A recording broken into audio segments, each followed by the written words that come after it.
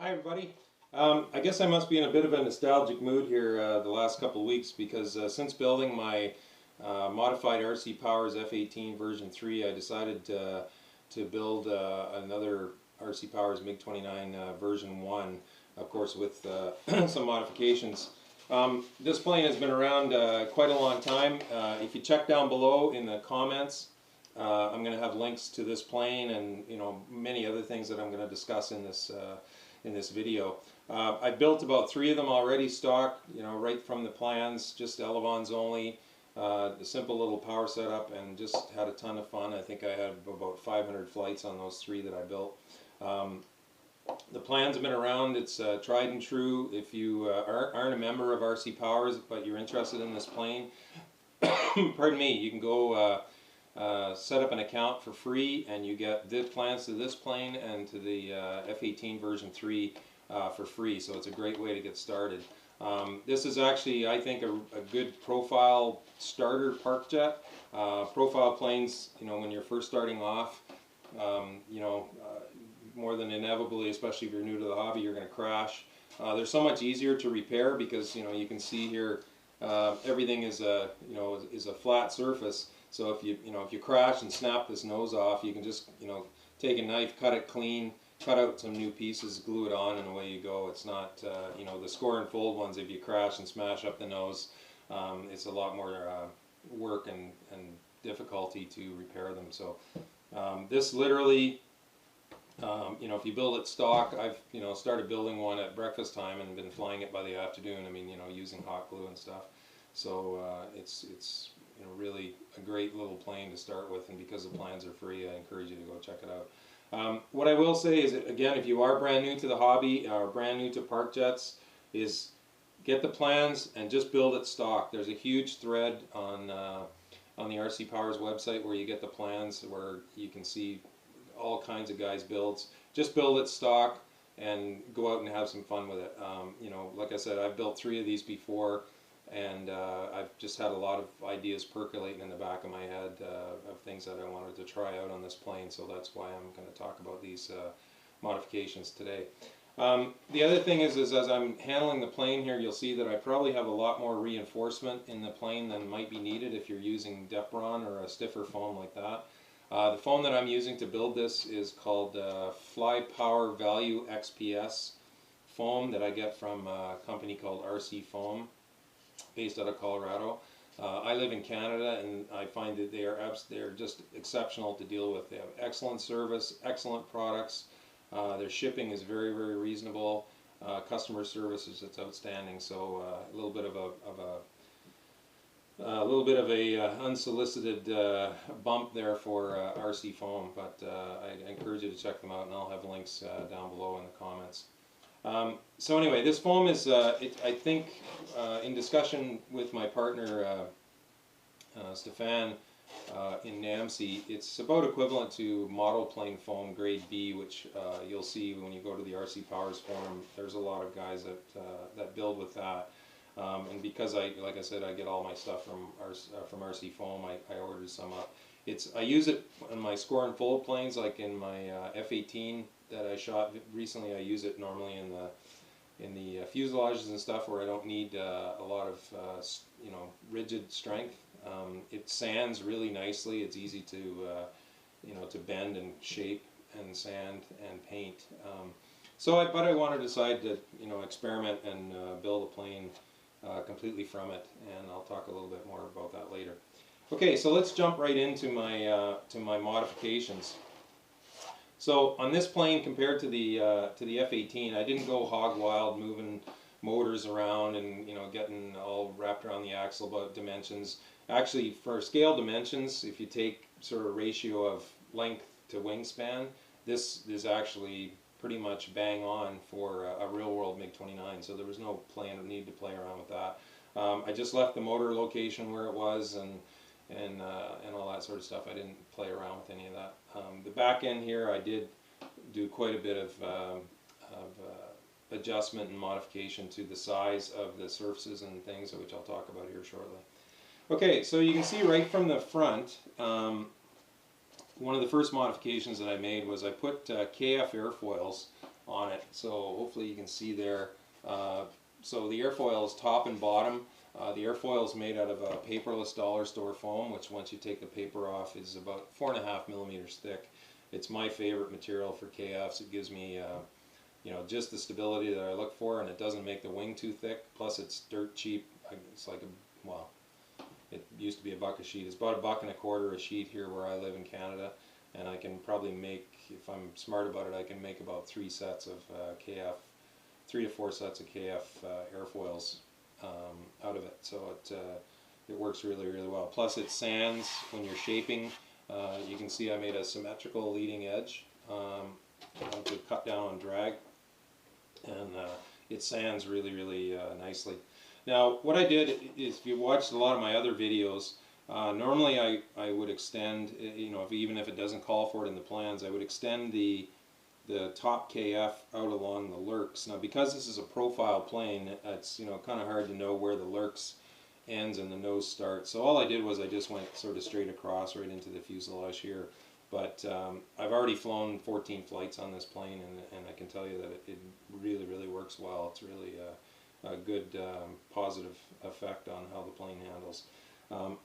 What I did was, using the same, since the MiG-35 that we have at NAMC obviously is in the same family as the MiG-29, it developed from the MiG-29, I decided to use the same proportions on the KF. So what I did was I just followed in here straight along the leading edge of the wing, and then I measured using another ruler sort of to find, you know, what the wing chord was essentially. I mean, I know that the wing here is, you know, also part of this lurks and everything like that, but just follow along here for interest's sakes. So I measured this, you know, it's back to about here. I think it's about 13 inches or whatever. Use this as the chord of the wing at the root, and then on the MiG-35 we found that 41% works really, really well. So I just basically took this length, took 41% of it, and that's what I ended up with as my what my percentage of chord here at the root on the KF. And then I did the same thing out here at the tip. I just measured here, and out here we found that tapering it out to 35% worked best, so I did the exact same thing.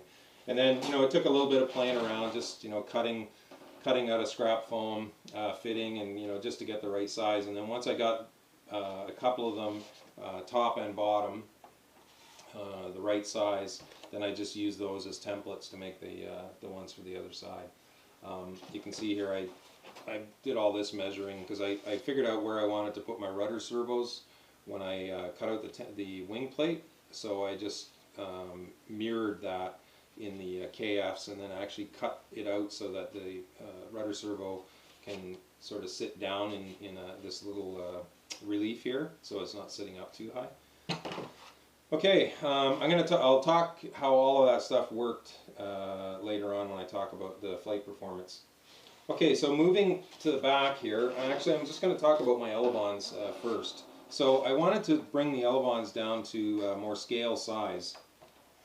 So what I did was, just like I did with the F-18, is you know, I just found some diagrams of the MiG-29, and then I took the wingspan and the elevon span and figured out what the ratio was, you know, the wingspan to the elevon span. And since I already knew what the wingspan was going to be, then using that ratio, then I determined what I wanted my span to be from tip to tip here on the elevon. So it ended up working out that I needed to reduce them by 12% to get, you know, right in that ballpark. So all I did was then I just went to the tiled plans. Those are the plans that you can print off on your home computer. You know, they all come out on sheets, and then you tape them together and then cut the parts out from there. So I just went in, and when I went to print, I just reduced it down to 88%. And then I did a bunch of drawing on the paper. Now you can see this, if you go to the plans, this nozzle here, if you want, is actually narrower and more pointed. Comes out to maybe about there where my finger is. And I just, you know, personal preference, I just didn't like how that looked. So I did a little bit of drawing here to make this look more like what's on the MiG-29 version 3, version 4, and the MiG 35. And then I also widened this a little bit, I think by 1/4 of an inch, maybe 3/8 of an inch, because this is pretty narrow. And then once I did that is I used this as a template. So when I cut out the wing plate, is I just laid this template down on the paper on the plans, and then I traced around it with a pen, so that when I cut it out, I was able to have you can see here, I have fixed the front part, this part here of the elevon is fixed to the wing plate to act as a horizontal stabilizer.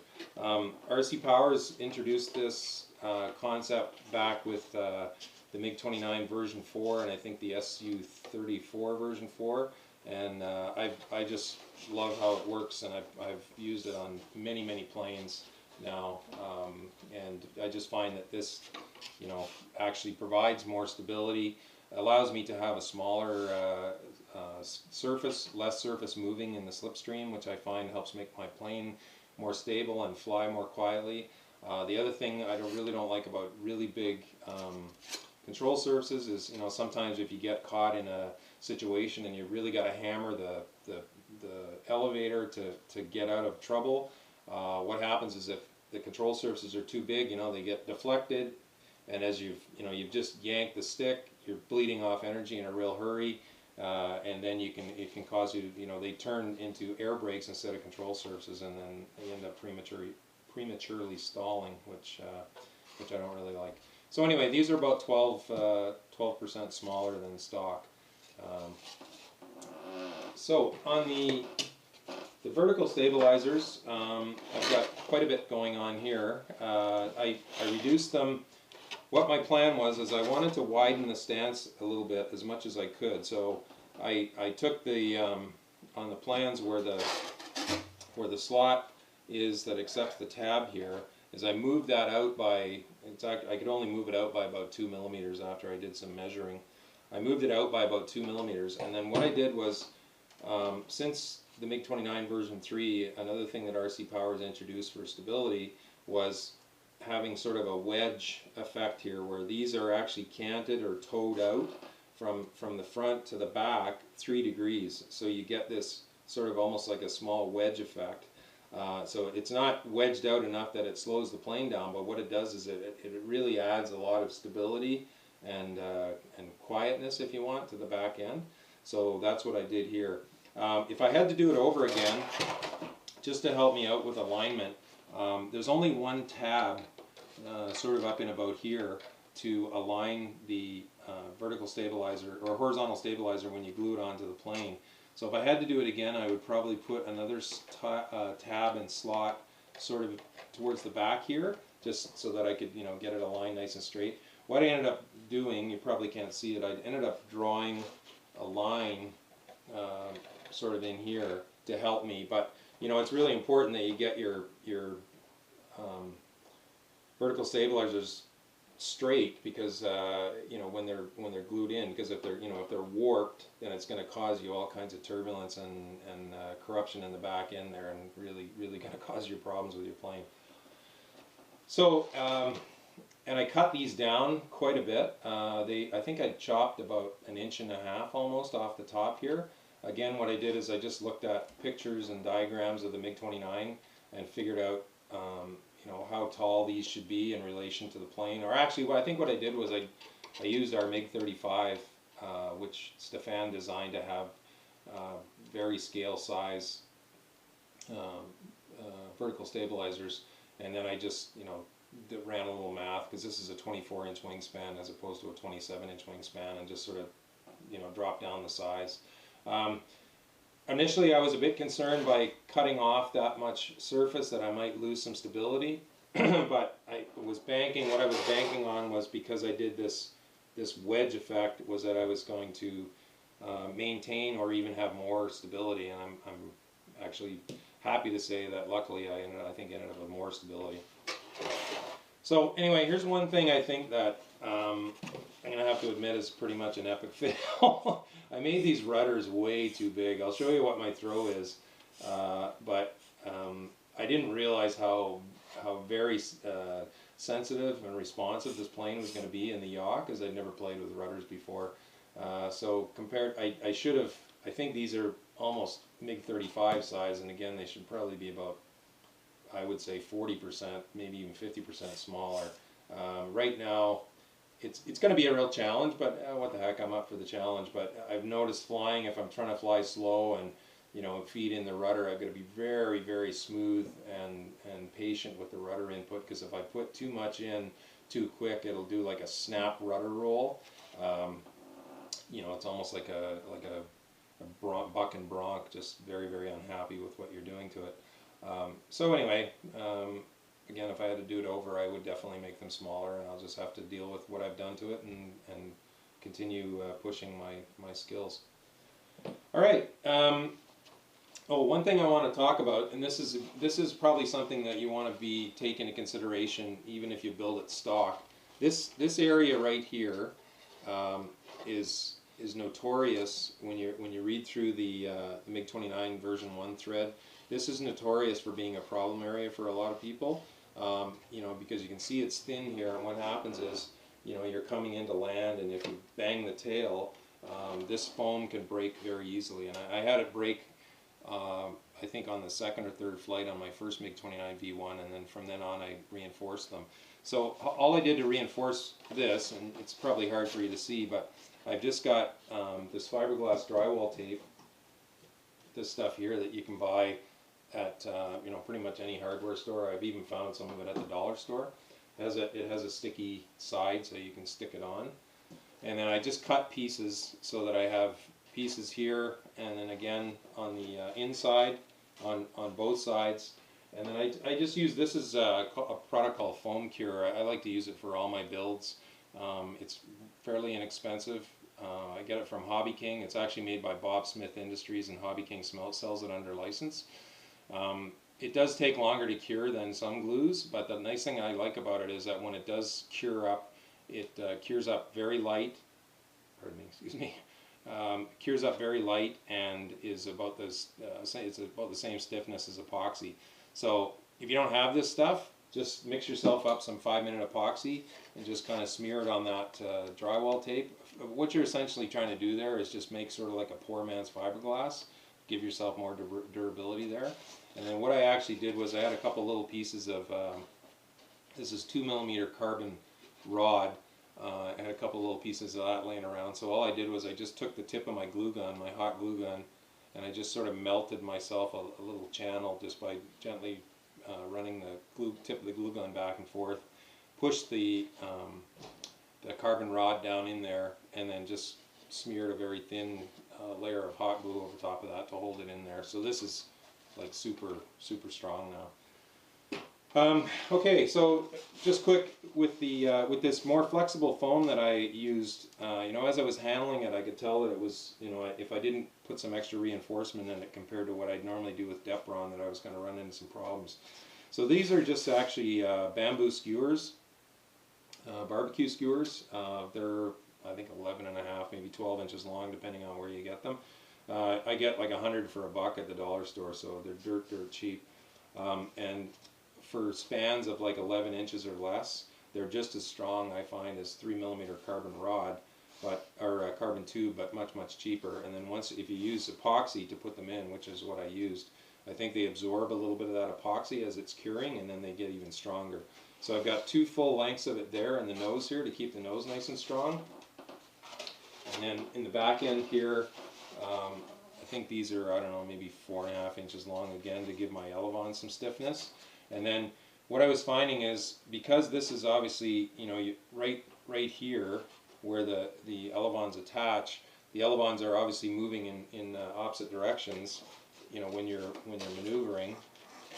And what happens is you get, it wants to cause a lot of torsional twists through the rest of your plane. And so I put another piece, I think this is about 9.5 inches long, not that it really matters, but across here to help keep that, from that torsional twist from the rear end of my plane doing one of these, which, I like to have as much energy when I deflect my control surfaces. I like to have as much energy going into the maneuver and not being wasted on my plane flexing. So anyway, that and then I put some. Oops, I put some also in my my vertical stabilizers here to try and give me some stiffness there. So it used, you know, I think it was 5 full sticks, is about 5 cents worth. But and I had a piece. This is a 4mm carbon rod for my wing. I put it behind the motor mount. I'm not sure. I think maybe on the plans it might go up here. But I wanted to put it back here because this foam is quite flexible. I wanted to put it back here where it was going to give the maximum amount of strength to my wing. And again, that's glued in there with epoxy. I just happen to have a piece that was exactly the length I need, so that's what I used.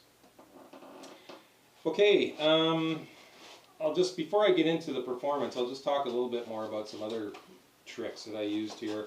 It might be hard to see. Well, you can see there, that's the outside of it. Because your electronics bay on this plane is, you know, kind of wide open, it's not an enclosed electronics bay like you'd have on most score and fold park jets. I wanted to put I put my speed controller over here on the right, you know, to help counter a little bit with torque roll, and I just wanted to get it up and out of the way so that it wouldn't move around. And I have it connected to the side here with a zip tie. And all I did here, this is a trick I learned from watching flight test videos, is I just used a little chunk of popsicle stick, again, that I get from the dollar store, glued it to the foam so that when I tightened up the zip tie, it didn't rip the foam apart there, and it just works awesome. And then I did the same thing here. I wanted to, once I got my receiver sorted out, I wanted to put my wires sort of in behind the receiver and not have them sitting here, you know, causing more obstruction than they already are. And then so I zip tied them together and then zip tied them again, sort of to the side piece here. And again, I just used a little piece of popsicle stick there. All right, so for gear, let's talk quickly about the gear that I ended up using, and you can use whatever gear you want. This little motor here, I've been really happy with it. I've been using it for a couple months now on a couple of different planes. My high time Mig 35, I've got one of those in it now because I burned out the 28, 26, 2200 kV from Hobby King that I had in there. This is called the GearBest 2212/5T 2700 kV motor. So it's got, with the 2700 kV, it has pretty good, you know, pretty high potential RPM, more than the 2200 motor. It's the same size and weight as the 2200 motor.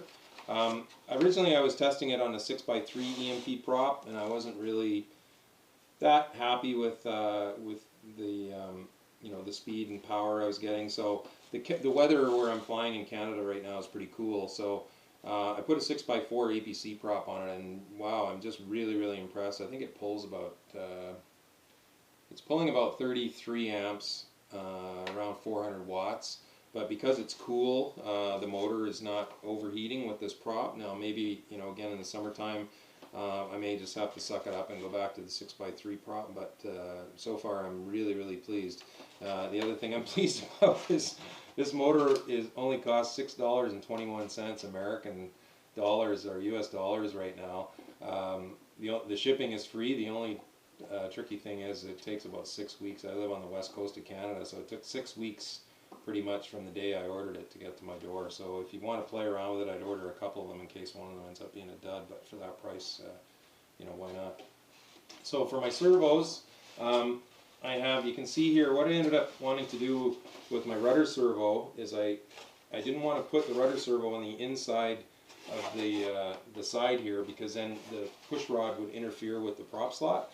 So I ran it on the outside. So you can see there's the bottom of my rudder servo there. This is my aileron servo. Because these control surfaces are pretty small and I had a couple laying around and wanted to keep it light, these are actually 5 gram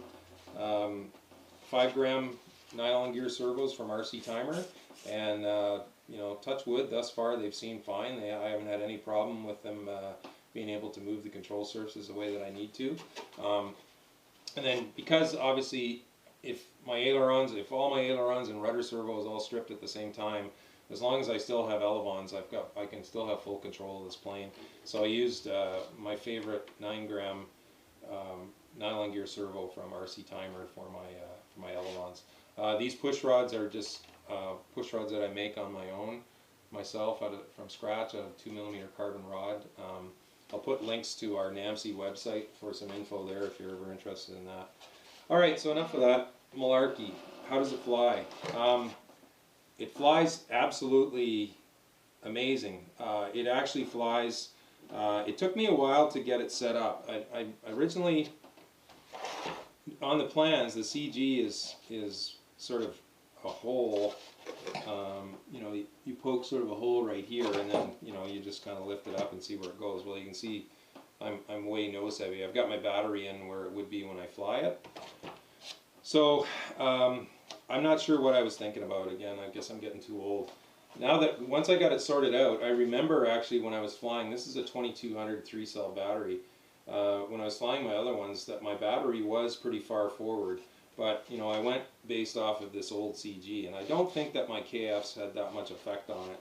So anyway, first couple of flights, you know, I'd let the power off, and she'd just, you know, do one of these. So anyway, I jammed the battery forward, and within about 3 flights, I sort of had it sorted out. And now you can see this is where my CG is right now. I don't know if I can balance it here real quickly for you. I like to turn my planes inverted when I balance them, and can get it balanced on my fat thumbs here.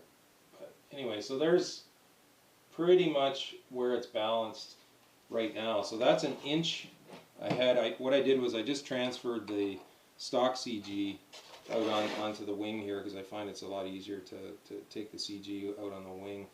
And I made these marks just for, you know, because I guess I expected it was going to move forward. And so here's where I ended up. I'm like a full inch ahead of stock with the setup I have now. It's a bit difficult, you know.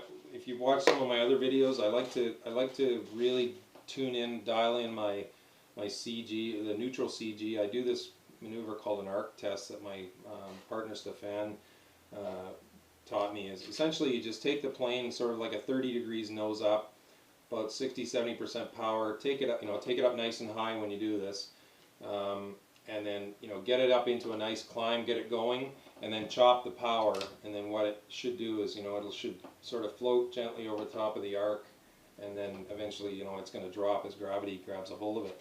Now, it's tricky to really figure that out with a profile plane, because with all this flat here, what was happening a lot is I'd get it up there, and it would just kind of sit there all, you know, nice and happy, and you know, so I had to keep sort of moving the battery forward until I found what really felt, and then like the neutral CG, and then just sort of cross-checking by rolling it inverted is the other way. The tricky thing with this plane when you fly it inverted, though, is now it's very top-heavy, because all your electronics sit on the bottom of the wing plate, so it ends up being top-heavy, which I find is makes it sometimes a bit trickier to fly inverted that way. But I'm a terrible inverted flyer anyway. I'm the first one to admit it. Okay, so the KFs, big winner, just makes the plane feel much more locked in, much more solid, much more smooth. The the reduced KFs, or the reduced surfaces in the back here, again, another big winner. It just, the plane feels a lot quicker. There, you know, there's less drag back there with the canted or towed out vertical stabilizers. You know, I'm feeling lots of really good stability there, and small, you know, movements, deflection in the control surfaces. I find that this plane is, of all the profile planes that I've ever flown, I haven't flown a lot of them, but this flies closest to a score and fold plane of any profile that I've built, because of these additions that I've made.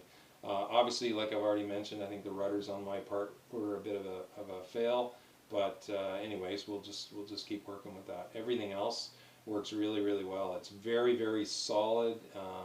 You know, when I was flying it, a couple guys at the field who are, you know, flying big gas warbirds and stuff were just amazed at how well that it tracks. And it tracks well stock to begin with, but I'm just, the way that it feels when I fly it, it just flies that much smoother. So with all of this stuff here unpainted, I ended up with a 2200 battery. I ended up at about 18 ounces, which is probably a bit heavy for a profile plane, but considering everything I've added on here. The one thing is in my growth and development as a builder, the first plane, the first MiG-21, MiG-29 I built, elevons only, no KFs. The only reinforcement I had in it was the, well, I guess I did have a couple of carbon rods up in the, carbon tubes up in the nose and the wing. With a 2200 battery with that one, I was at 19 ounces, and that was with nothing compared to what I have on this. So I'm happy with that. I guess you know, it's a good benchmark for me is where I'm at with the builder now. I build much lighter, and you know, it pays off in the performance of the plane. So what I'm going to do right now is I'm just going to show you sort of where my throws ended up. And I just should reiterate, if you watch my other videos, I like to fly my planes fairly scale. So I'm looking for sort of scale turn rates, roll rates, pitch rates. Although I do sort of build in about 10% emergency, I guess you could call it, in the pitch, just in case I have to, you know, avoid running into the ground or a tree or a fence or whatever. So here's my throw in the pitch. It's actually quite small. I think I'm only maybe 7/8 of an inch travel, so very small. There's my throw in the roll and my elevons. A little bit more throw in the roll. About 3/8 of an inch of throw in the ailerons. Hopefully you can see that there. I do have the ailerons when I get to a point of playing around with some high alpha. I do have the ailerons programmed as spoilerons as well to help out that. So I still need to tune those in. Essentially what I did when I set this plane up was I just sort of copied the setup from one of my MiG-35s and then you know, just made a new plane in my transmitter. I mean, this is a Turnigy 9X from Hobby King with the ER9X firmware in it. And then here's my rudders. I have very little throw right now in my rudders, and that's probably still too much. So anyway, I have some work to do there. I just noticed that I'm probably gotta line up some of my control surfaces are getting a little bit out of true. One thing I find, especially with a new plane, after about a dozen flights or so, especially, is these hinges are made out of that fiberglass tape and foam cure glue. So what I notice is, you know, initially they're fairly stiff, and as they get worn in, and as the linkages and everything else get worn in, sometimes what was dead zero with no trim on my control surface will actually change a little bit as things work in. So after about a dozen flights or so, it's good to zero out all your trims. Or what I do is I zero out all my trims and then just make sure that I'm still at dead zero with my control surfaces, and then you know, retrim the plane again, because maybe I don't need as much trim in one of the axis now that I've, you know, because maybe before as the control surfaces started to get out of complete true, maybe some of the trim I had to put in was to counteract that. So you know, trim is a fact of life on a plane. It is on real planes and it is on RC planes. But the less I can fly with it, the less, you know, the less drag and that sort of stuff that it causes. So anyway, bottom line, like I said, very, very happy with how this ended up. I'm just going to, right now, before I do something silly, I have my motor fire up on me. I'm just going to unplug this. Probably not the safest way to do this, but I don't want to bang up my tails. There we go. I'm just going to take this battery out of there.